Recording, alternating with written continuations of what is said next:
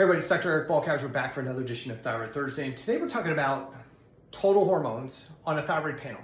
I recently did a Q&A, and somebody on the Q&A said, hey, my doctor says only the free hormones are important. Why are you saying that the total hormones are important, and what value might they add? So we're going to use this Thyroid Thursday to kind of give an intro to it, and I'll probably do a full-on podcast where we talk about this in greater detail.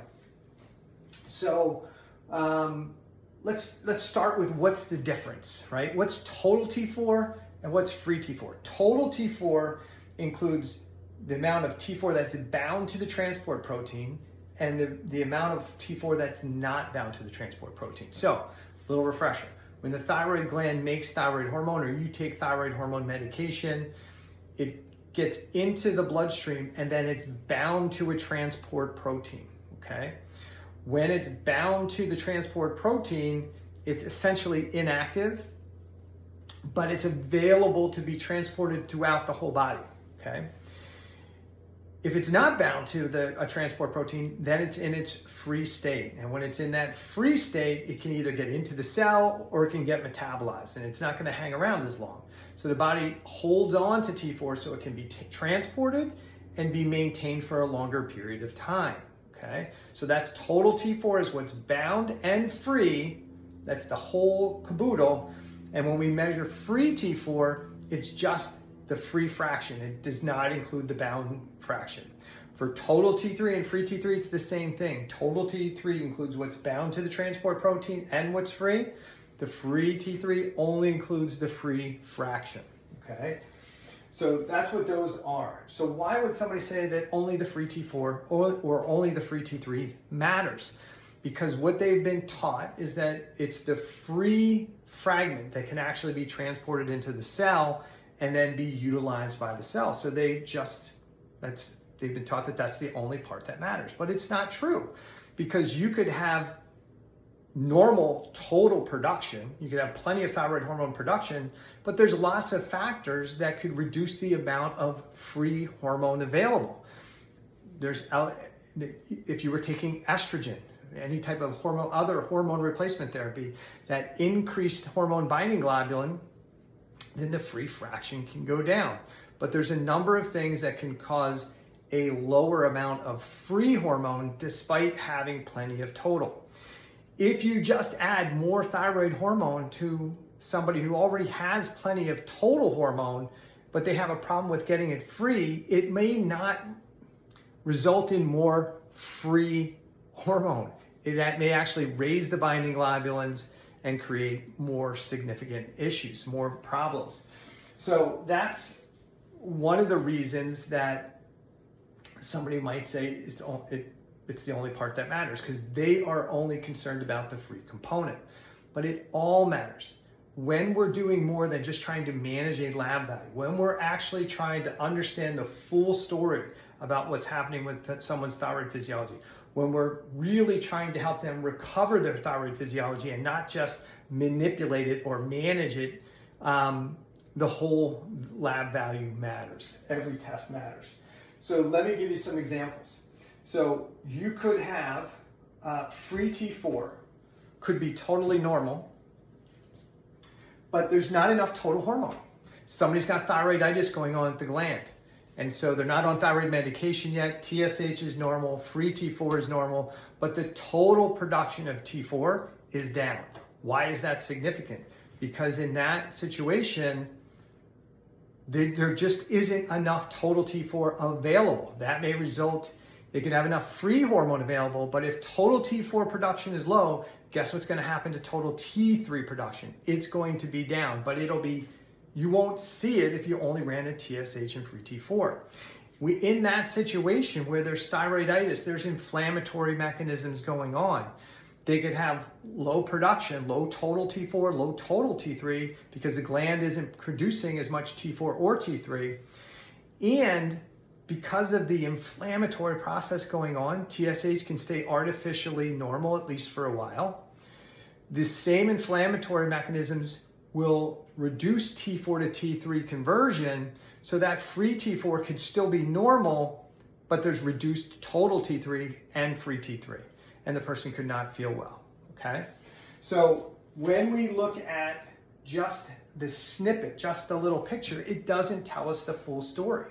If you've already been diagnosed with hypothyroidism and somebody puts you on thyroid medication and you have this inflammatory mechanism going on, they could give you 50 micrograms of T4, which doesn't fully replace what the thyroid gland would make. And your TSH, because of the inflammatory mechanism, maybe between the medication and the inflammation, that could suppress your TSH into a reference range. But it could still result in insufficient total T4 in circulation, insufficient total and free T3, and still have a normal free T4. You could have a free T4 that could be low, but you could have a normal total T4. And in that situation, more thyroid hormone wouldn't make sense. There's already enough total T4. There's already enough available in the system. The issue is it's not becoming free. So the answer wouldn't be to give more T4. The answer would be to figure out why there isn't more free. But if you don't run the total and you only run the free and you just assume it's low, I'm going to give you more, you're providing the wrong strategy for somebody, and that could become problematic. You could have somebody who has free T3 that's normal because the body tries to maintain a base level of T3 in circulation. It really fights to defend a certain level of T3. And so free T3 could be in a normal lab reference range, and the people in integrative and functional medicine say, well, it's not functionally optimal. That may be true, but it may still be within the lab reference range. And if somebody's using the lab reference range, they may say, hey, your free T3 is still 2.8, it's still 3.0. But if we then ran the person's total T4 and total T3, these could be actually low. So they could have a normal free T3, maybe even a normal free T4 at the same time, and yet total T4 and total T3, the overall amount of thyroid hormone in circulation is just way too low, and they're still symptomatic. We could also have a situation where free T3 and free T4 could be low, but both total levels are perfectly normal. And that could be because of these elevated binding globulins, maybe due to hormone replacement therapy that somebody is taking at the same time they're taking thyroid hormone replacement therapy. So this whole thing can be confusing. So many times the reason that physicians only run a TSH and a free T4 if they only give T4 therapy, because they're just trying to manipulate a lab value into range. And they're not really concerned about the total because their job is to manage your lab values, not necessarily improve your health or well-being, but to manipulate your lab values. If you're seeing an integrative practitioner who does both T4 and T3 medication as part of their strategy, why might they not care about totals? Because they're doing the same thing that the allopathic physician's doing. They're just using different medication, and they're trying to manipulate lab values into a set range and not truly understand what's going on with your physiology, not truly understanding what is this person making sufficient levels. If they're not making it sufficient levels, why aren't they making it? Is the person converting appropriately, or are they not converting appropriately? And if they're not, in the integrative and functional space, our job should be to figure out why they're not converting appropriately, not manipulate it into range. That's the allopathic medicine's job. That's not what our job should be in functional and integrated medicine. So if you're a person who feels awesome and your doctor's running TSH and free T4 only, keep doing it. If you feel awesome, your doctor's running TSH and free T3 and free T4, and you're on T4 or T3 or whatever medication you're on and you feel awesome, fantastic, keep doing it.